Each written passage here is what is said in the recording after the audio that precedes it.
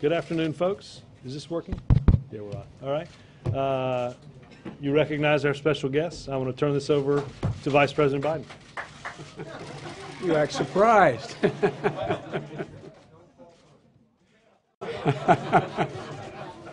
Well, I'm glad to see the reverence for the Vice Presidency still exists.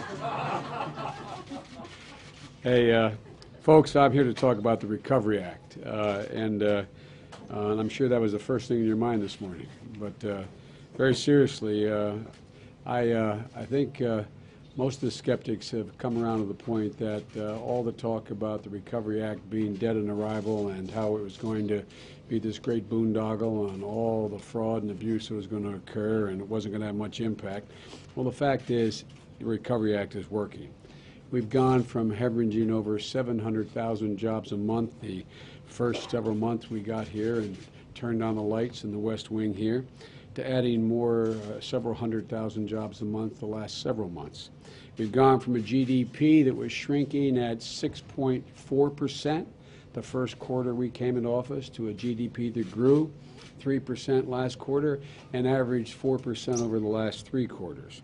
And we believe, and so does most of the blue chip consensus reports out there, that this growth is going to be sustained at that 3% plus range for the indefinite future. And so again, from the intense skepticism and the doubt of many that he expressed 14 months ago, particularly some of the folks who didn't want to vote for this legislation, I think it's fair to say there's general consensus among most economists that a significant portion of the growth in the GDP, as well as the job growth, is attributable to the Recovery Act. Thus far, we have allocated over $620 billion of the Act, and as a result, the Recovery Act is responsible for somewhere between 2.3 and 2.8 million jobs that were either saved or created.